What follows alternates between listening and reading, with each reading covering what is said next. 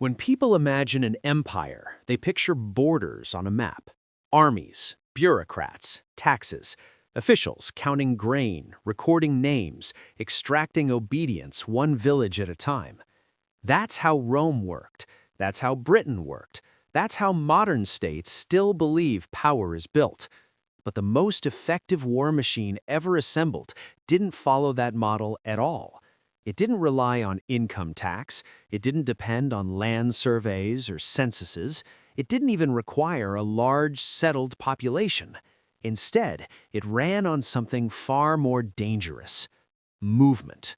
The Mongol Empire, stretching from the Pacific to Eastern Europe, was not financed like a state, it was financed like a network. And once you understand how it worked, modern power stops making sense in the way you were taught. The problem every empire faces. Every empire faces the same basic challenge. How do you fund permanent war without destroying the people you depend on? Tax too little and your army starves, tax too much and society collapses. Sedentary empires solve this by building layers of administration, registries, officials, tax collectors, slowly extracting surplus from farmers and merchants. It was inefficient, fragile, and deeply unpopular. The Mongols couldn't do that even if they wanted to. They had no cities, no agricultural base, no stored surplus, no written bureaucracy capable of managing taxation at scale. Trying to copy China or Persia would have shattered Mongol society from the inside. So they asked a different question. Not, how do we collect wealth, but how do we position ourselves so wealth must pass through us? That single shift changes everything. A world built to resist trade.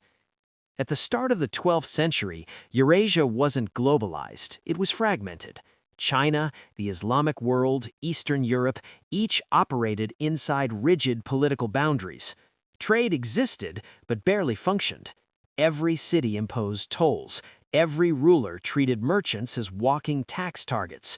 Caravan routes were fragile, dangerous, and constantly disrupted by war, bandits, and corruption. Trade didn't flow, it limped. Merchants lost fortunes crossing borders. Goods arrived late, damaged, or not at all. This inefficiency wasn't accidental, it was how power was exercised. Then, from the least expected place, something changed. Genghis Khan's insight.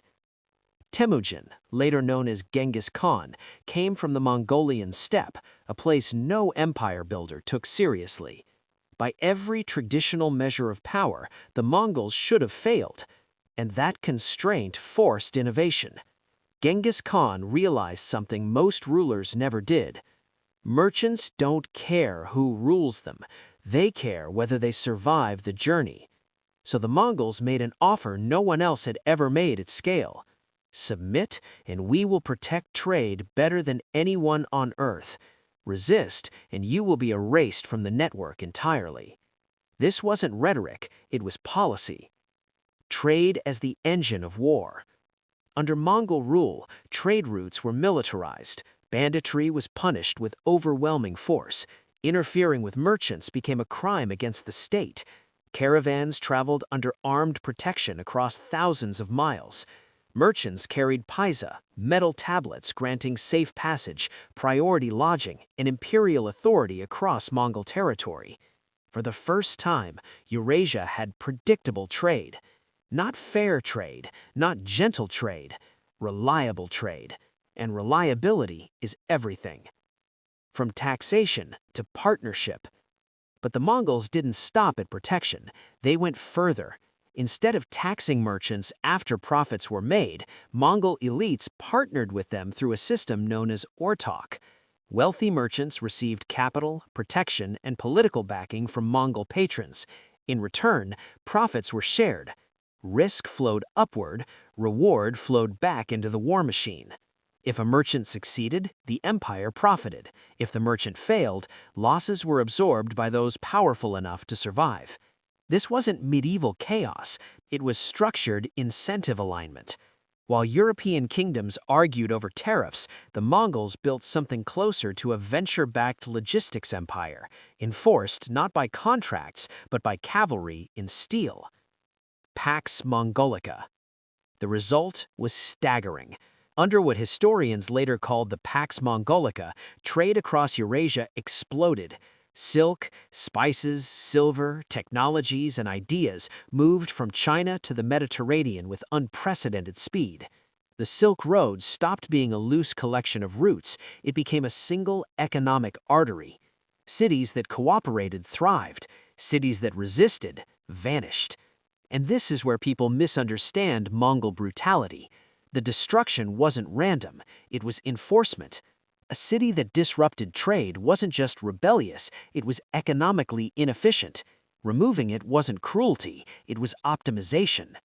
Terror was a message to the entire network: align or be bypassed permanently. Why the system worked? By refusing to tax in the traditional sense, the Mongols extracted more wealth than most tax-heavy empires ever managed. Trade scaled, loot flowed. Armies were rewarded directly through access and plunder, not delayed salaries or bureaucratic promises. But the system had a weakness. An empire built on movement becomes dependent on it. Disrupt trade and the war machine starves. Stabilize routes and power compounds. The Mongols understood this instinctively, even without economic theory. And that insight didn't disappear when the empire fractured. It went underground. The model that never died. After the Mongol Empire collapsed in the late 13th century, the world didn't return to its old fragmented state. The roots were unified, the scale was revealed, the lesson was learned. Power doesn't come from owning land, it comes from owning circulation. European empires spent the next 500 years trying to replicate this model. Portugal didn't rise by taxing peasants harder, it rose by controlling maritime routes around Africa. The Dutch didn't dominate because of farmland, they dominated ports, shipping, and finance. Britain didn't rule through taxation alone, it ruled by controlling sea lanes, clearing systems, and choke points of global commerce. Same logic, different technology. Modern choke points. Today's empires don't announce themselves with banners, they reveal themselves through infrastructure. Roughly 1/5 of the world's oil passes through a narrow stretch of water in the Persian Gulf. No taxes are collected there, no goods are produced, yet a single disruption sends inflation rippling across continents. That's not an energy story, that's a flow story. The Suez Canal blockage didn't just delay ships, it convulsed global trade. Factories stalled, insurance costs spiked, supply chains snapped. No war, no policy decision, just friction introduced into a system built on constant motion. Nature as a power broker. Even nature now shapes power.